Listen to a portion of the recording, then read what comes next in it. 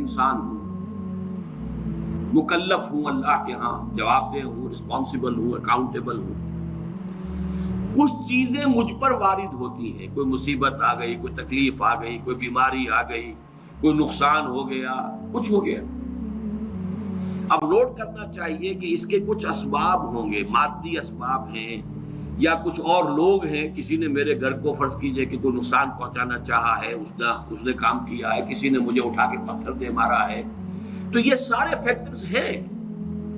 لیکن یہ شے بالفعل مجھ پر نہیں وارد ہو سکتی اگر اللہ کا اذن نہ ہو۔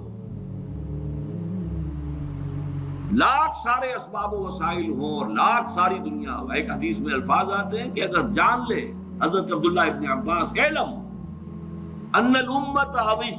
لو اجتمعت، کہ اگر پوری قوم جمع ہو جائے کہ تمہیں کوئی فائدہ پہنچا دے، نہیں پہنچا سکتے مگر اس بات کا جو اللہ نے تمہارے لیے طے کر دیا، اور اگر پوری قوم مجتمع ہو جائے تمہیں کوئی نقصان پہنچا دے، نہیں پہنچا سکتے۔ تو یہ اسباب و وسائل جو مجھ پر آ رہے ہیں، ان میں جو ہے فیصلہ کنشے اذن رب ہے۔ تو میں یہ بھی کہہ سکتا ہوں مجھ پر یہ اس کی لائی ہوئی مصیبت آ گئی، اور یہ بھی کہہ سکتا ہوں کہ اللہ کی طرف سے مجھ پر آیا، وہ خیر ہو یا شر ہو،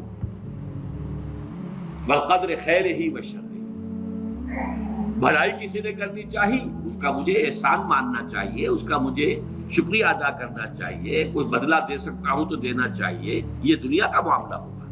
اسی طرح کسی نے مجھے نقصان پہنچایا، میں قصاص لے سکتا ہوں، قانونی طور پر مجھے اس کا حق حاصل ہے،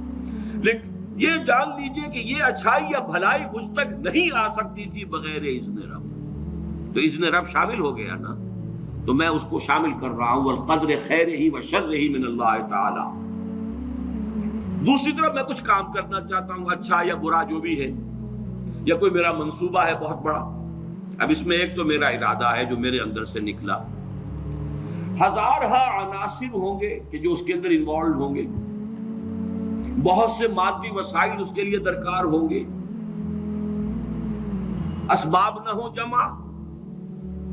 تو یہ کیسے کام شروع ہو سکتا ہے؟ اسباب کرے جمع، خدا ہی کا یہ کام۔ یہ عزم تیرا، یہ مجھے الفاظ پھر یاد آ گئے، وہ اکبر الہ آبادی کے، یہ میرے دروس میں یہ اشعار بہت آئے ہیں، اب کچھ ذہن سے اوجل ہو گئے۔ یہ عزم تیرا سعی سے دمساز ہو کیوں کر، عزم تو ہے، عمل کیسے ہو؟ اسباب نہ ہو جمع تو آغاز ہو کیوں کر، اسباب کرے جمع، خدا ہی کا ہے یہ کام، طالب ہو تو خدا سے، تو دعا ہی کا ہے یہ کام۔ یہاں پر بھی ایک فیکٹر ابھی اکبر الہ آبادی کی نگاہ سے بھی اوجل ہے۔ دیکھیے میرا ایک عزم ہے، میرا ایک ارادہ ہے، اس کے لیے کوئی مادی وسائل، کچھ لوگوں کا تعاون درکار ہے، وہ بھی اللہ کے کنٹرول میں ہے، اللہ چاہے گا تو آئے گا۔ پھر بالآخر کسی شے کا پورا ہو جانا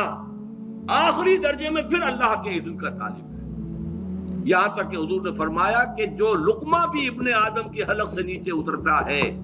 اب وہ سارا آپ نے اس کے لیے کمائی کی، محنت کی، وہ کھانا پک گیا، آپ کی اہلیہ نے پکا لیا گھر پہ، اب یہ لقمہ اتر رہا ہے، اس وقت بھی اللہ سے اذن چاہتا ہے کہ میں اس کے حق میں غذا کا کام دوں یا زہر بن کر لڑ دوں۔ لہذا میں یہ بھی کہہ سکتا ہوں کہ یہ کام اس طرح ہو گیا، میرے کرنے سے ہو گیا، ان اسباب سے ہو گیا، ان مددگاروں کی مدد سے ہو گیا، اور یہ بھی کہہ سکتا ہوں کہ یہ کام میں نے نہیں کیا، اللہ نے کیا۔ صرف جو ہمیں تلقین کی گئی ہے وہ یہ ہے، خیر وجود میں آ جائے تو اسے اللہ کی طرف منسوب کرو۔ الحمدللہ الذی ہدانا لہذا وما کنا لنہتدی لولا ان ہدانا اللہ۔ کل حمد، کل شکر، کل تعریف اس اللہ کی ہے جس